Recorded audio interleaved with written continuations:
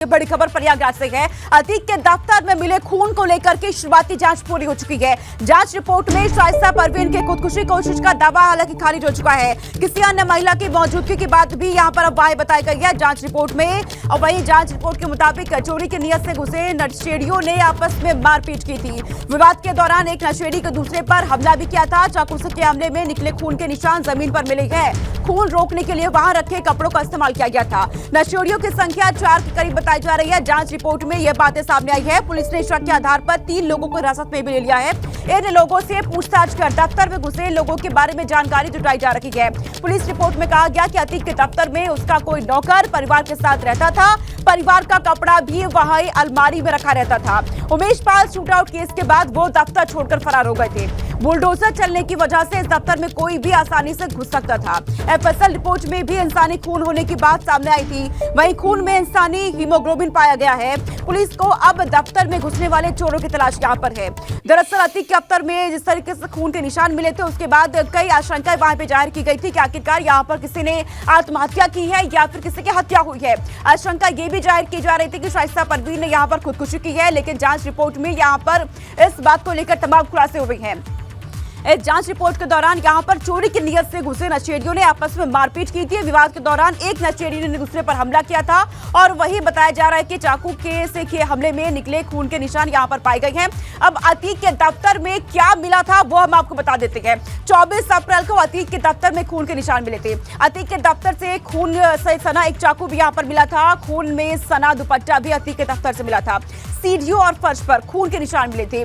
वहीं पुलिस ने मौके से मिली चीजों के जांच के लिए इसको रिपोर्ट आगे भेज दी थी और अब रिपोर्ट में तमाम खुलासे यहां पर हो रहे हैं। तो 24 अप्रैल को अतीक के दफ्तर में खून के निशान मिले थे और इस खबर पर अधिक जानकारी के साथ मेरे सहयोगी मोहम्मद मोइन मेरे साथ जुड़ चुके हैं जो कि अधिक जानकारी इस पर देंगे।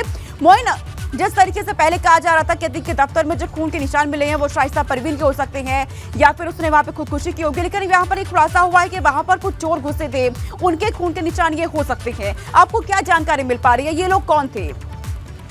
देखिए, अतीक के दफ्तर में 3 दिन पहले जो खून मिला था उसकी प्रयागराज पुलिस ने जांच की थी और शुरुआती जो जांच रिपोर्ट है वो सामने आ चुकी है, जिसमें ये कहा गया है कि जो एक बात कही जा रही थी, एक दावा किया जा रहा था कि कहीं ऐसा तो नहीं कि अतीक अहमद की पत्नी शाइस्ता परवीन वहां पहुंची हो और उसने खुदकुशी की कोशिश की हो।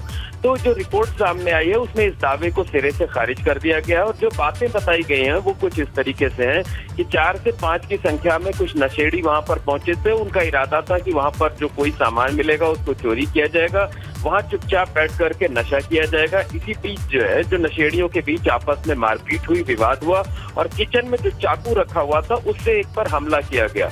और ये भी रिपोर्ट सामने आई है कि जो पूरा ब्लड पड़ा हुआ है वो किसी एक शख्स का ही है, क्योंकि वहां पर एक परिवार रहता था पहले से। उमेश पाल शूटआउट केस के बाद वो वहां से छोड़कर चला गया था, तो जो किसी महिला के कपड़े थे खून रोकने के लिए उसका इस्तेमाल किया गया था और जो चूड़ियां रखी हुई थी वो चूड़ियां गिर करके टूट गई थी। तो ये जो थ्योरी थी कि शाइस्ता परवीन या किसी अन्य ने वहां पर खुदकुशी की कोशिश की है वो इस रिपोर्ट में खारिज कर दिया गया है। पुलिस को अब नशेड़ियों की तलाश है।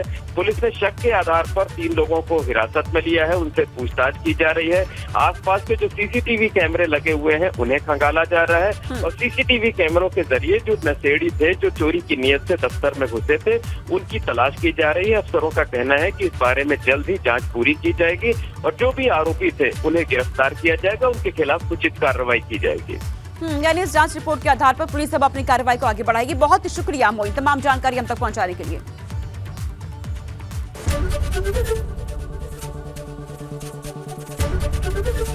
एबीपी गंगा, खबर आपकी, जुबान आपकी।